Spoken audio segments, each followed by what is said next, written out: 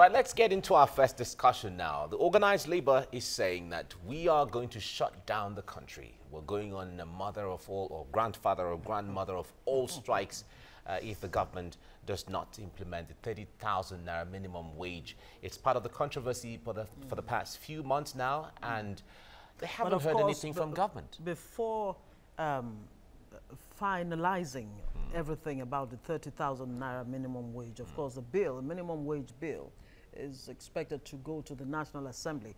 And it is on that note, you know, based on that the organized labor actually threatened to shut down the system if the government does not, you know, if the government doesn't comply by sending the bill to the National Assembly. We have joining us now Fumi Komolafe, journalist and columnist with the Vanguard newspaper. She joins us now. Good morning. Good morning. Good morning. Nice to see you. And compliments of the season. Same to you. Hope you enjoyed your Christmas. Yes, I did. You did? Thoroughly. Interesting. Yeah. Okay. Interesting. The economy did not affect you. No. Ah, that's nice. I like that. All right, now let's get into this. 31st December was the date the organized labor gave to the federal government to transmit the national minimum wage bill to the National Assembly. Otherwise, by the 8th of January, all will be let loose one way or the other when it comes to the wrath of the organized labor.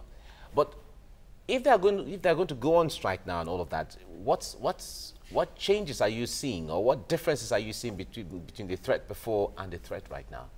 Well, I think this time around, the blame should be put squarely on the table of the federal government, because the social partners, having agreed, what does it take to pass, you know, a bill, to send a bill to the National Assembly? You might argue about holidays, but this agreement was reached long before the holidays.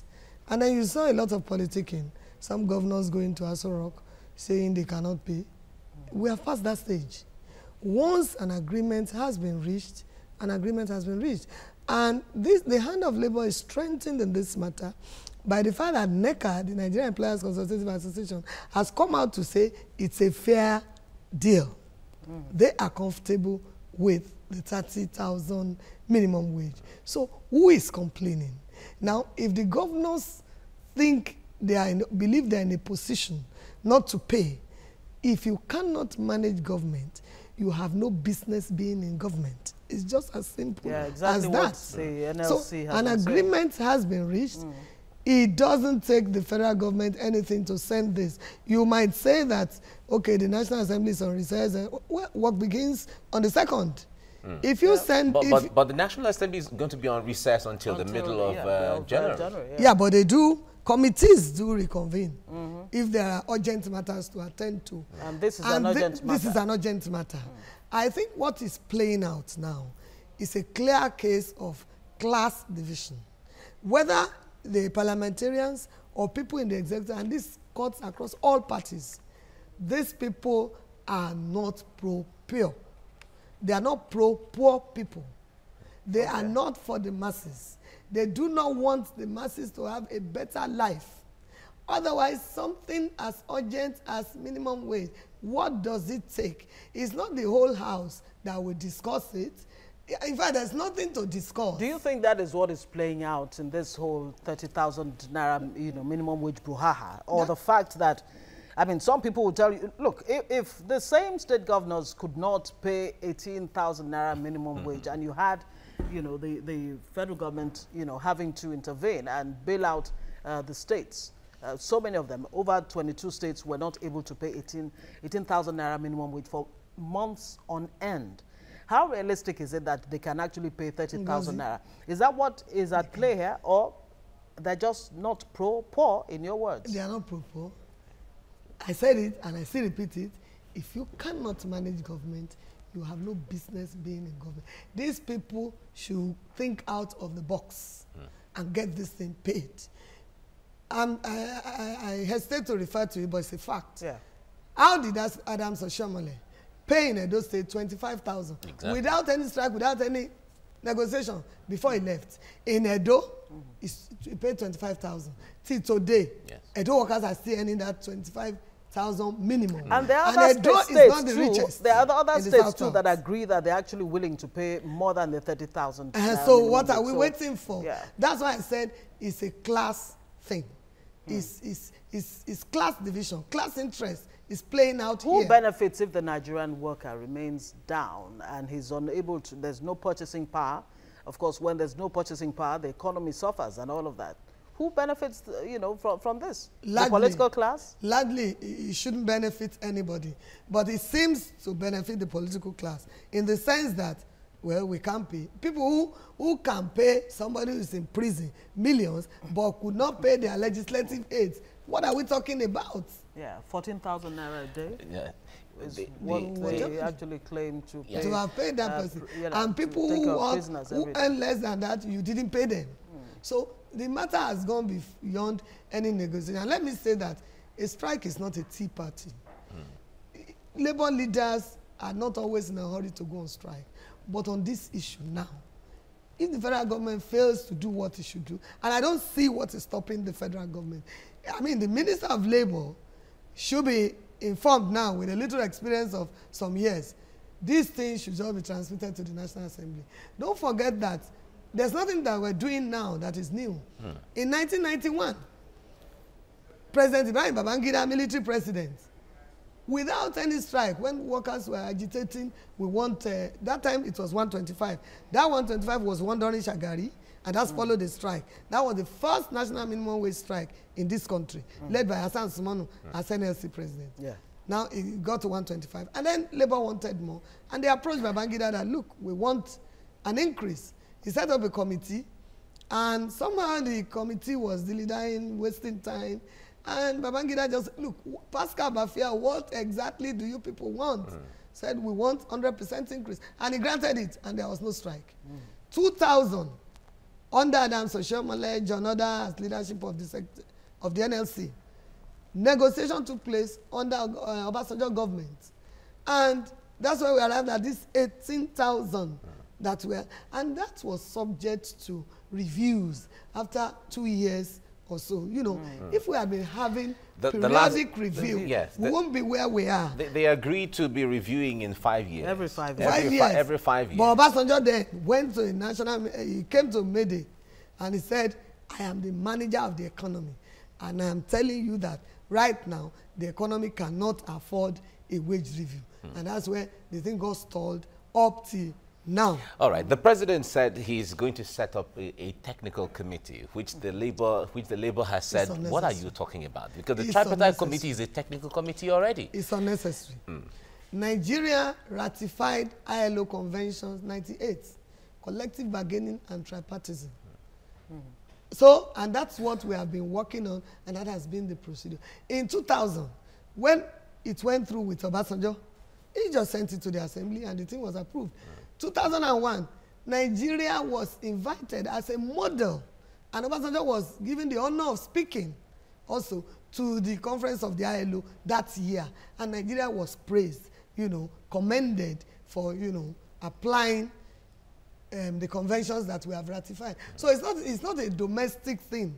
We have gone beyond that level. Yes, and the government should stop pretending that this is the first time we are doing minimum. No. Indeed, it's not a domestic thing. But ILO, one of the major factors to consider is the ability to pay, which ILO, the International Labour Organization, actually acknowledges. Yeah, but we have gone beyond that stage. If we have agreed on 30% and 30,000. Okay, so it's no longer a question of whether there's the capacity or ability to pay. It's been agreed. But that then raises the question as to how the rigorousness or, the meticulousness that actually went into this particular agreement on the part of government. You almost want to, feel like maybe government was put under pressure or railroaded, because this announcement for, better minimum wage was actually made by Chris Ngige, the Labour and Productivity Minister, when NLC turned 40. So was it just trying to, excite, the Nigerian worker based that there was something at the time? Yeah, that by September of 2018, that a new minimum wage would be, realized. Yeah, sometimes ministers make statements that they didn't even have the muscle to implement, right? But the issue is, we have an agreement has been reached. And I think the problem is not with the federal government, but with some state governments. Okay. And we cannot allow any state government at this stage to pull us back. If you are a governor and you cannot manage the resources of your state in a manner that you can pay 30,000, you better check out, or people vote you out. If the governors are the problems, and, I think they are. And the minimum wage is on the exclusive list. Exactly, because I was going to ask that. Do you even think that the federal government, on the other hand, who has the ultimate power, because the minimum wage or national minimum wage is in the exclusive list, and they have succeeded in playing to the hands of the state governors, and it seems like the state governors are the ones now determining whether this is going to go on or not go on. So who do we blame here? Is it even the state governors who are ready to play politics, or the federal government who is refusing to take the firm stand? I think it is the federal government that should muster the political will to send this thing to the National Assembly. We have gone past the stage of any kind of negotiation. Look at it. There are 3 legs in the tripartite. Government, private employers, and organized labor. 2 out of 3 have come out to say, it's okay, it's payable. And the federal government in Gige must have spoken from the perspective of the federal government. We can pay. It is the state government. And we cannot allow these state governors to continue to suppress our people or pull us down. Isn't it a shame that within the period we're talking about national minimum wage, South Africa has gotten its own and pay has commenced. 126,000. It's not only the national minimum wage that is on the exclusive list. Everything about labor is on the exclusive list. And this is the easiest part to handle. Perhaps we wouldn't have been at this problem if the public sector had been doing what the private sector is doing. The private sector will not complain because they have been having periodic reviews, exactly. They have a machinery in process for collective bargaining. The public sector has to join public sector negotiating council. They have, but for some reasons they have not allowed this to function. If they had allowed it, by now people will be earning maybe more than 30,000. So let's look at different angles now. First off, the implications of a higher minimum wage, this 30,000 naira minimum wage. Some financial experts have actually said that this will lead, number one, to inflation, to unemployment.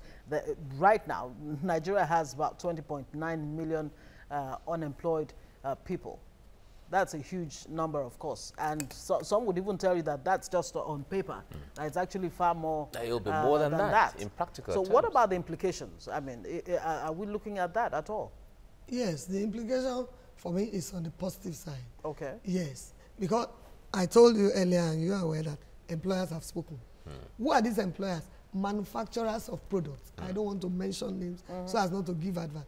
If you don't enhance the purchasing power of people, how will the industries produce to maximum capacity? When they produce to maximum capacity, that's when they can recruit more people, more hands to work. So the talk about inflation, I'm sorry, I disagree with anybody who says it. It is not correct. It is just what people say to discourage the government from lifting up the poor, and this is what I'm saying. Yeah, but the argument there is that if you're going to pay people more, it amounts to having more liquidity of cash in the hands of people. Get people to be more productive. Give them the tools that they need to work with. Set targets. How are the banks making it now? You set targets. Let people be more, work for your pay. Well, some people have said the banks are not really making it the way they make it look or make it sound. At least we've heard... the banks are shedding weight already as it is. The real banks, and I said the real banks are still there, and they still declare profit. So the boys are being separated from the men. That's what I think from the men. So going forward, if government does not meet labor halfway, what then? This is 31st, the deadline is here. If this is allowed to go on, how will this impact on the economy? It will be very unfortunate because it will mean that labor will have no option but to go on strike.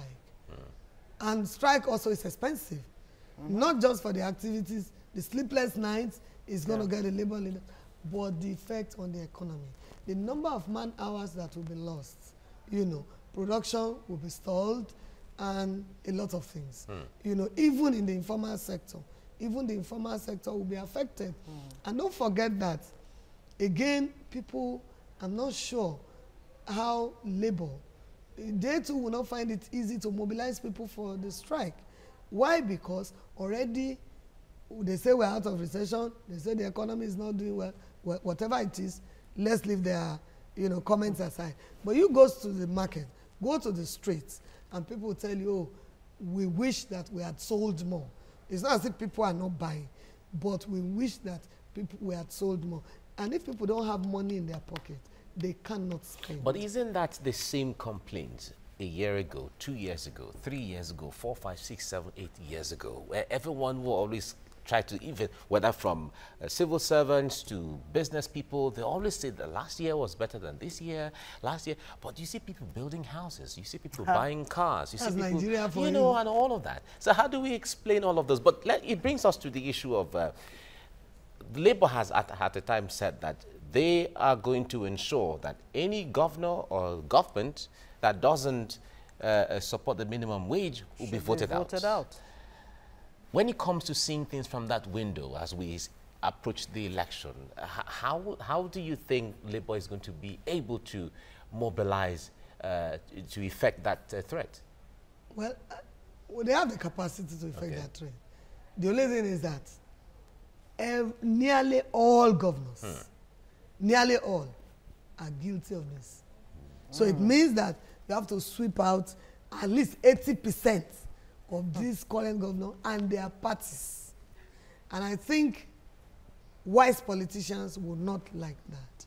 That's why I say you have to put on your thinking cap. If you cannot manage government, you have no business in government. If you can manage government, then remain and manage it for the benefit of all. And it's not enough to say that workers are a certain percentage. That's looking at it from a very microscopic about 2% angle of the population. Yeah, it doesn't matter. Don't forget that for every wage earner, there is at least 3 or 4 dependents.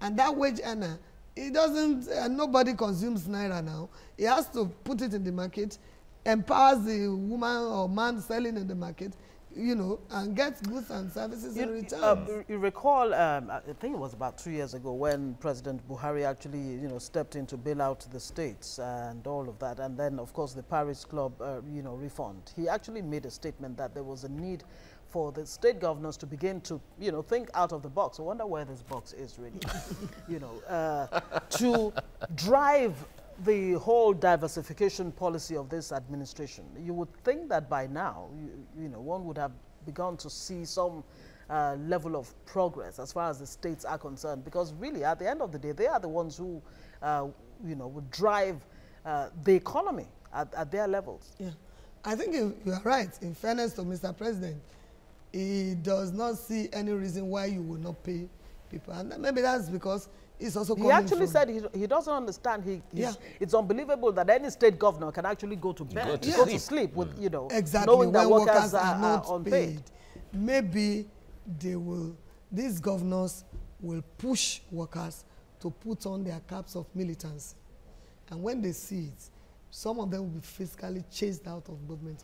Yeah, but we also because they may push them to that level. But the president, unfortunately, cannot control the governors. It's a different level of governance. So he can only, those words are just words of advice. You guys do this. But one president once told us in Nigeria, you may advise me, I'm not bound to take your advice. Well, as far as constitution is concerned, they all belong to different levels. Yeah. But the NLC, TUC, and ULC seem to be on the same page when it comes to this national minimum wage. And they all control different aspects of the economy, the oil sector, with Pengasan and all the other, oil unions, and then the others, civil servants, and all of that. Are we looking forward to, because deadline today is 31st, and it's obvious we have not heard of any transmission of the national minimum wage bill to National Assembly. So are we looking at the possibility of a shutdown where what we're trying to avert in December, when it comes to fuel, for instance, we're going to see it from the 8th of January? Or do you think, one way or the other, maybe there could be some, last-minute negotiation with the government or with the Labour, calling them back to say, okay, let us do this and let us do that? Honestly, there's nothing to negotiate again. we have reached the end of negotiation, but there can be consultation. Nothing stops the federal government from saying, look, let's come, let's discuss. Unfortunately, we're not able to send this thing, but as soon as work resumes, January, we'll send it, we'll notify the But president. Labour doesn't even trust government to, be sincere about any further talks. They're even saying, including ASU, that incidentally is on strike now, that they're not even willing to go into any further discussions with the government. Let's wait and see whether in the next couple of hours the federal government will initiate a discussion. And this discussion is not to negotiate. It's merely to explain and to inform them as this is what we want to do on so they look at the draft bill. This is what we are sending. That's all that is needed now. Anything beyond that is unnecessary. Negotiation has reached the end of it. No further negotiation. Do you think Labour is still as strong as we believe it to be? I mean, a lot of people would say with TUC, ULC, NLC, and all of that, maybe something underlying has happened that is not obvious to the to observers. That maybe Labour has been weakened, and that's why, for some reason, we're not able to get the kind of result we're expecting. No, Unlike in the case of the oil workers who threatened. I mean, they threatened to go on strike, and very quickly, government responded. On the contrary, I think they are stronger when you have the three labor centers coming together, and no responsible labor leader will fail to come into this type of issue. Because don't forget that the more they earn, the more your own union dues as well. Okay. Yeah, you got to pay. It's a trickle down. So why will you, back out of this? No. I think that it is the government that is pushing Labour to come out and bear its fangs, and it will be unfortunate if we have to enter the new year with a, begin the new year with a strike. It will be very unfortunate for a strike that is avoidable. We have passed the stage of strike. Strike would have been at the level of negotiation or no negotiation. But having struck a deal, I mean, don't push them to strike. Ultimately, how would Nigeria be viewed, especially from the eyes of other African countries who have their minimum wage flowing, workers are having fun, workers are enjoying themselves? The increase of minimum wage in South Africa, we had an analyst earlier who was breaking it down to say that life is not necessarily better off, because if you compare the standard of living and all of that, it's going to soak up all the monies that have been increased. But the point there is that the average South African, for instance, is getting a pay rise. And if you go to Rwanda, it's the same thing. You go to Kenya and even Ghana. But when it comes to viewing Nigeria as the big brother, how do you think these countries and even the other less ones will view Nigeria from that window? Even from the perspective of the ILO, we are going to lose our respectable position. Yeah, I told you that in 2000 we were applauded, Nigeria was commended, but now with what is going on, if we ever allow a strike, then we lose it. Simple, And the ILO has a way of. It's not as if they're going to send anybody to jail, but they have a way of documenting that this country, the leadership of this country is irresponsible. A lot of observers or critics of Labour have actually said that Labour actually pushed itself into a corner, because when it should have cried out about the state of health, where the United States, for example, spends about $10,000 per annum per capita on every U.S. citizen, and of course other African countries, if you were to compare what Nigeria spends on each person, yearly, it's nothing to write home about. That where was Labour when ASU, for example, has been crying, foul about the state of affairs in the education sector? Where is Labour when you talk about different aspects of the economy? And now you have a Labour that continues to cry about the minimum wage, and it seems that this strike is the only way out. Why not cry out about the standard of living generally? Yeah, I think that will not be correct. Why do I say that? If you take a look at resolutions or communiques issued by the Nigerian Labour Congress, a central working committee over the years. As far back as the 80s, these issues have been put on the front burner. Every communique. It all depends on what the media seems to highlight, but they always talk about this low allocation to education, to health is always there. But again, don't forget that some of these issues are peculiar to some unions. And that's why you will see JOESU, you will see NASU, you will see the unions taking it up at the sectoral level. Okay? So that has been going on. It's not as if labor has been silent on these issues. That's not exactly correct. But it gets to a point where it becomes a national issue. Maybe if the unions don't succeed at that level, and most of the time the unions do succeed, because they really know how to handle the managers. Okay. Thank you very much. Fumi Komolafe is a columnist and journalist with the Vanguard. Thank you so much for giving us your time this morning. Thank you. Thank you so much. It's my pleasure. Right.